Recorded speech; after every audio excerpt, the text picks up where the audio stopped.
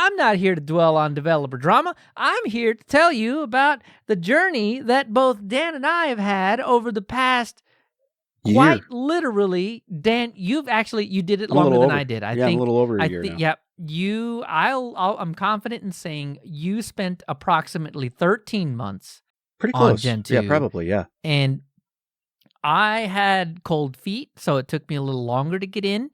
I spent approximately, let's say a little over 11 months on Gentoo. So yeah, you're pretty close to the year mark. Yeah, really close. Right. Well, if you average Dan's 13 with my 11 point something, we come around to about a year. And honestly, if you can get a running Gentoo system and update it once without it bursting into flames in front of you, then I'm inclined to say that you're a pretty decent Gentoo user. Yeah. I mean, and if you get a few of those under your belt, then you're definitely, you're going to make it. You got this, I don't know what the Gentoo users that have been Gentoo users for years are going to say about this, but I consider myself a pretty decent Gentoo user. Well, Dan, would you? Yeah, I think I qualify there as well. I still learning things on a daily, like we learned today, even, still. That's okay. So we'll get to that. We will get to that. But I mean, but that's true. But the point is, this is not. They come right out and say it, which some other distributions do not. This is not designed for everyone. Really is not. And they're very open about it. The tinkerers like us and the developers, that's really what this is targeting, because those are the people that want to take the time to actually make the system theirs, taking effort to make it happen. And it does take effort. I don't care who you are. It takes effort. Yeah. Have you done Arch from scratch, not using the Arch installer? Have you done that? It's harder than that. Yeah. And I mean that is very apparent from the very get-go. It gives you a lot of options, and there's a lot of ways to go off in a different direction real quick. Yeah, easily. But here's the thing that gets me is that even in the Gentoo handbook, it straight up says you can use an Arch ISO. You can. And I think the reason that got added to the handbook is because Gentoo went a good long time without a new live release. Right. And that meant that unless your hardware was supported by that kernel that may be 6 months, 8 months, 12 months old, then you're not booting. Right. So what you need to do is go grab something that is a little more up to date, like an Arch ISO, use that to then help you bootstrap, and then just download the rest of the bits and just kind of build your Gentoo system as you go. That already is something that I think a lot of folks that are running Linux, and I would say the vast majority of folks that run Linux, would not even bother with. Yeah. Well, here's the thing. For good reason. And it's not as much of a big deal now, but, much of what your system is comprised of that you're installing is pulled down from the internet, right? You pull down the bulk of that real time when you're doing it. It's not sitting on the CD or DVD or ISO image or any of that. You have a little bit to get you going, but it's not pulling the packages and stuff from there necessarily. It's pulling that down in that stage 3 tarball that you pull down from the internet. Exactly. And I think that this is a big reason why I think Gentoo was kind of bolstered by Arch existing in 2002, a couple of years after Gentoo was really fully started. And they're different, right? Arch provides precompiled binaries and Gentoo doesn't. Well, until recently, really. But not all of them. They did a little, some, and then more now. Right. But, having that helped folks that may have had newer hardware kind of just get bootstrapped and get going. But I learned a lot. Oh, for sure. I learned a lot too. And it's like, I thought I knew a lot before I started. I don't think I profess to know everything. Not going to say that. But I already thought I knew a lot, and I still yet learned a lot more. There's more bumpers on the lane for Arch than there is for Gentoo. Yeah. I think so. And while you do have to depend on Arch News for some things, Yep. like, the Grub thing a few years ago. Yeah, they've had some things. Yeah. Gentoo is much more like Slackware. Oh, yeah. In that it is a very old school style of, my man, you better read the news. Yes, you should. There are going to be things that come down in the news that if you don't deal with, if you don't handle, your system will break. And in a very spectacular way. The only things that went wrong for me were because I didn't read. And yeah, I know I made that choice and did that wrong. Yeah. Very quickly afterwards. Yep. Yeah. Yeah. And, that's actually something that we kind of came up to. It turned so full disclosure, as I'm pulling the history together, I'm realizing both Dan and I are on 17.1, I believe. Yeah, that was the last profile. That we're living on. It came out late 2017, early 2018. I think 2018 was really kind of when the experimental version of that profile, 17.1, was released. And then in 2019, it was kind of finalized. And so that is the profile that we ended up on because both Dan and I started in 2023. Right. With this machine, with this one install. And I had one install. Dan, you had one install. I had two. So I had a VM and I had a on a machine. So yeah, I had two. Then full disclosure, I had two too. Then I started with a VM, kind of tinkered around with that, and then about a month later, I just dropped it on this machine back here. Yep. And so for about 10 months, this machine has been emerging Gentoo every now and then. Right. But in February, the rumblings of a new profile, 23, came out, and I'm not one that is like, oh, check the news today. Oh, check the news today. Oh, check the news today. No, guilty. But once a month, maybe twice, maybe once every other month, even check the news, and you'll kind of have an idea what's going on. But we kind of ran into a situation where, but life got us right. You'll get a little busy. I don't know. We were making things go, but we weren't. Didn't have as much time to devote to some of the extracurriculars, if you will. Right. And I mean, at least on a stable Gentoo, it's not like you emerge the entire system every couple of weeks or anything like that. But the thing that I ran into was, and if you'll select news list all, I ran into a situation where my news stops. Yeah, in February, right? In February of this year on the Grub updates thing. Right. And I run into that issue now. So, actually, I need to go in and add Grub to my use flags. And then, things will be cool. But right now, what I'm doing is just, Grub install, Grub make whatever it is to get the new kernel in. And I'm on 6.6, right? It's the newest long term. We're good. I'm on a Gentoo stable, so we're good.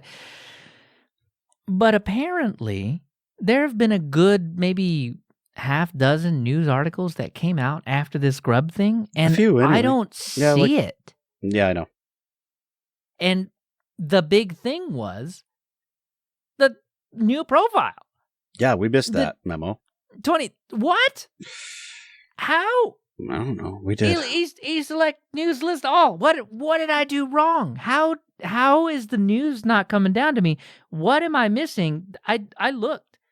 I looked into select news -- help, and there's no way to say, give me the news. I'm missing some news articles. What do I do to get it? Yeah. Give me the news. Because you go to Gentoo news. Yeah, there's several that show up there. Yes. That's about it. Yeah, it's a half dozen. Install kernel no longer implicitly installed. And then on March 22nd, the news article came out. Profile upgrade to version 23.0 available. And there's a window. There's actually a window where you need to be on that new profile and user merged if you're on system D to like continue on without having to worry about your Gentoo breaking. And yeah, essentially they give you 2 months before they deprecate the old profiles. well, it's been 2 months, Dan. Oh, we're over that. Yes. Mm-hmm. Oh no. Yeah, but it's deprecated. What am I gonna do? So then, after a year of that status, then they actually remove those profiles, and they're gone. So you got a window where before it becomes deprecated, and then you got a slightly bigger window before it's just going to get yanked away from you. Yeah, and I mean, it's not like it's not fixable. I mean, you It can is certainly fixable. still Takes figure a out little how more to work. cobble it together. Yeah, it does. It will. To kind of cobble it together and get moving forward again. You don't have to like nuke your system and start Right. over, though. That wouldn't be a terrible thing. Sometimes But they actually say it in there, depending on how far diverged you are, it might actually be easier to reinstall. Right. It says that. It actually says that. I don't think I'm too far gone. I don't think I am. I haven't done the user merge thing yet, though. I did put that off. That is on me.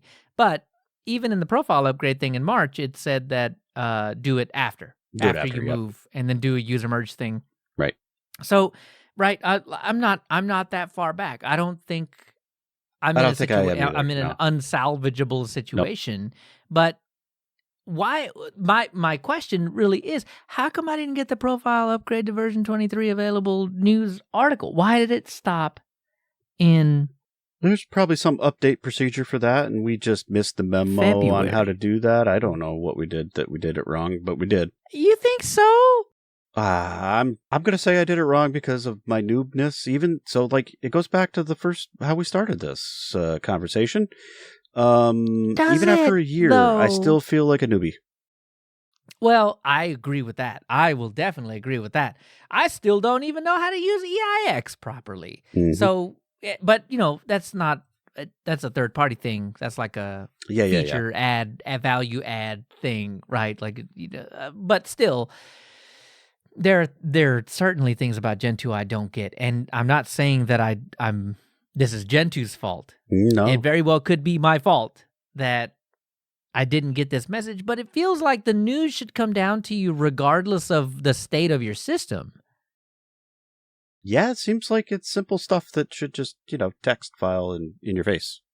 Right. Like, even if it's on me to do the merging and make the changes, like, I shouldn't ever really stop getting the news. So what happened there?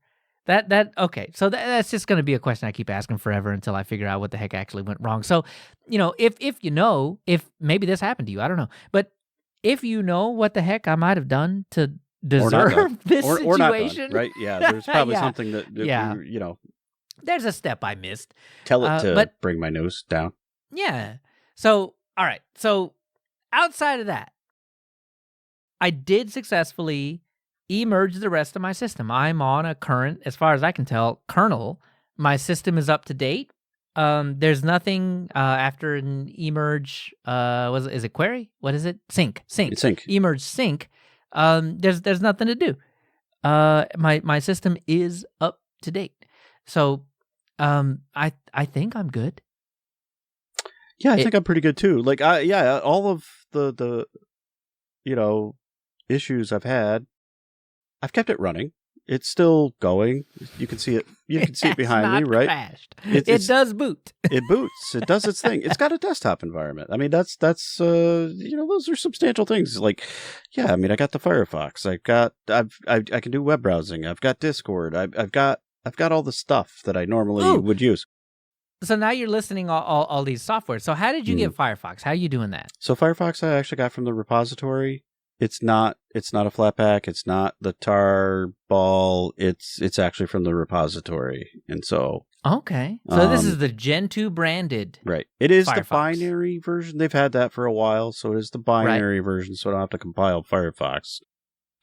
Because, I've got a potato laptop, right? So I mean How long does it take for you to like emerge? What is it, Qt Web Kit I don't or whatever? know. I start that stuff and I go to bed and it's done the next day. Me When I go to too. use it, I don't even sit there in front of it when it's going, which is maybe some of the reason why I miss some of the notifications of things is because I wasn't sitting there watching it and entirely the whole time. So Well, but still, like, I'm saying, like, give me all the news and there's missing stuff. Right. So, I don't even know that watching it would help you. But I do the same thing. I'll start an emerge and then like throughout the day, I'll start it in the morning because I like to see just scrolly text. That's just cool to me. So I'll check in on it every few hours and I'm like, oh, here it is. Oh, here it is. But one thing, WebKit GTK is one thing that I came back like 3 times and it was still on WebKit GTK. Oh, yeah. And I was like, well, gotta toot about this. Mm-hmm. Yeah, no, some of the things take longer than others. For the most part, though, most of the updates weren't too bad. And even though they took a little while, that's okay. I'm okay with that. I don't mind. It was like I said, I started up, go do something else, come back, and it's done.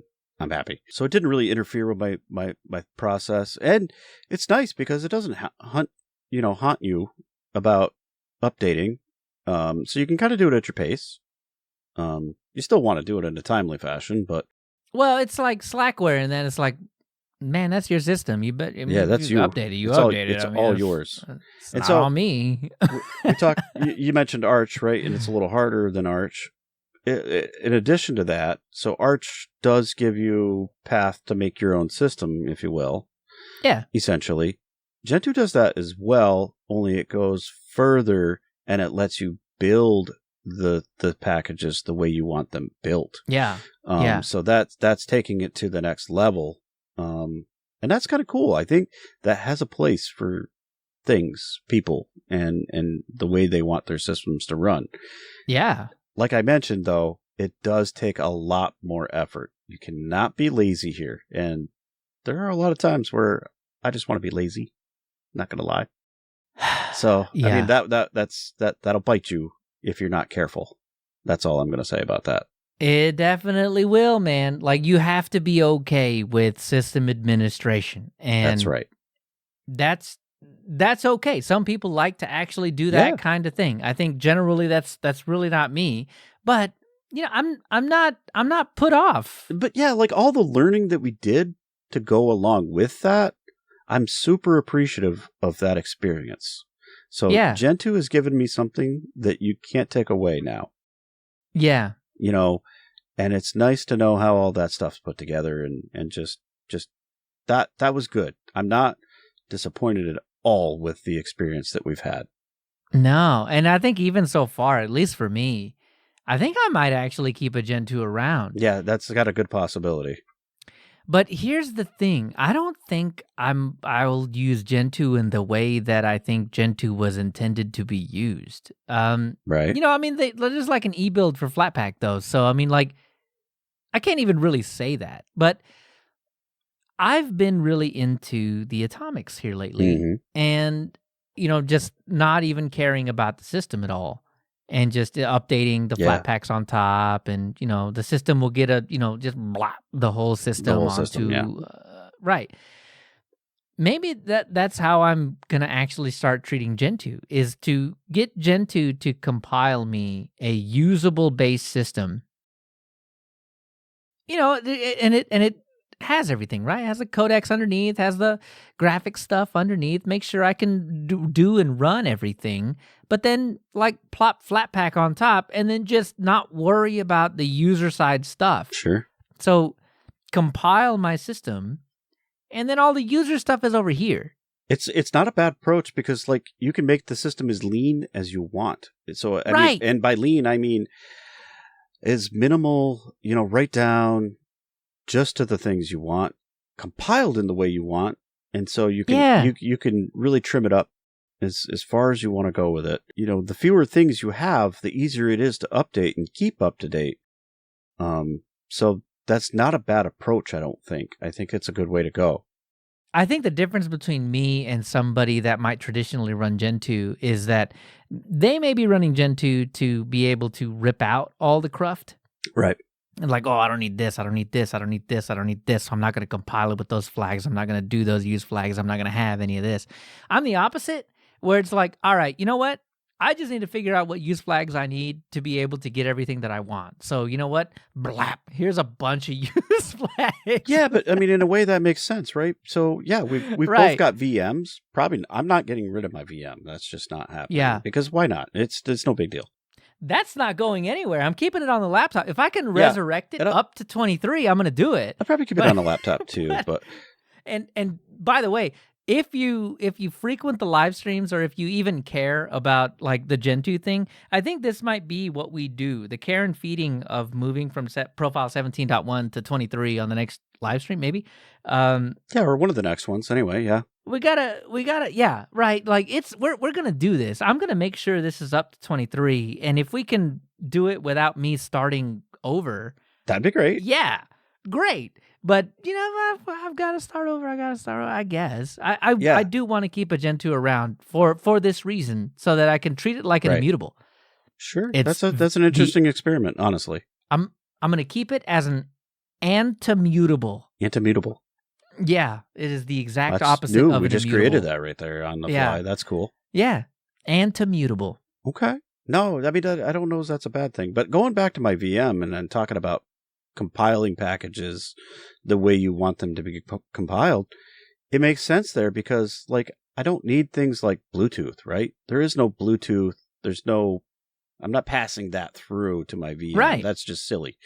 So, you know, I don't need to compile everything with Bluetooth support. I can get rid of that, and I can make it the way it needs to be to fit the system that I have it installed. And I like that. I like that. You know, I'm okay with that. The thing I don't care for is I can't get lazy with this one. I really got to pay attention, and I got to follow along. I can't just, apt update and be done with it. To Gentoo's credit on that front, I mean, the two changes that really made me work was is going to be the user merge thing and the update to profile 23, which happened over a span of approximately 5 years. So it's not like they're rapid firing. They are not. Like, no. You better still got to watch though, right? Right. So it lulls you into it. I guess that's where I'm at. You go 10 months and you didn't have any of these breaking changes, and then all of a sudden you've got one and you weren't watching it. So that's the bugaboo. Yep. Right. I mean, look, you just do what I did. You image the system. You just have a full-on image. Right. And then, like, when you blow it up, you just replace it with the old image and try again. Well, you should do that anyway, right? Especially if it's a production type of thing. You should totally have a regular backup scheme of some it's sort. Close enough. It's close enough. I don't want it to go anywhere, so I image it every now and then. Right. And that's the idea, right? So, I mean, it's not as easy as an atomic. I can't just, arrow down a couple times and hit enter and then have a new working system. No, but it doesn't have to be a lot harder. Right. And so, I mean, okay, that process takes me 20 minutes because I have to plop the system back on the disk. But I still have a working system at the end of the day, and it works okay. And I just need to put more effort into the care and feeding of a Gentoo than I do any other kind of system. Listen, 20 minutes is a lot faster than a whole reinstall process, right? Because it took us days. A while. It took us days to really get it to where we wanted it. Sure did. In a usable state. So, doing a little image up, backup, that's fine. I can handle that. Oh, yeah. Yeah, It takes about 20 minutes to image the system on a slow flash drive, and then 20 minutes to put it back. But well, my VM is a lot faster, so there's that. Oh yeah, because you got SSDs and stuff, man. You're cheating. In a way, yeah. I've got a crappy flash drive. This is where Gentoo lives when I explode it. That's where it lives. Okay, well, I've got a spinning drive, USB drive it's big, so I've got a couple of systems on it. So that's typically where if I'm doing it on a physical machine, I'm using like RescueZilla to just put that over on my big USB storage. That's that's the deal, man. RescueZilla is a fantastic operating system for that. It uses part clone underneath, and it will just make sure you have a working system no matter what you accidentally do. Yeah. So that's really cool. So we got to figure this out. But, in the meantime, my Gentoo is fairly minimal. You can see, well, I don't know if you squint in the video, maybe you can see 745 megabytes running full GNOME, full fat GNOME right there. 745 megabytes. My system has Flatpak installed. I have all of the regular user kind of software I have runs on Flatpak over there. It all runs okay. I haven't really run into any kind of super weird issue or anything like that. I think the couple of things that I did, you just add a use flag, recompile a couple things, emerge the world, and then it recompiles a couple things, and you're good.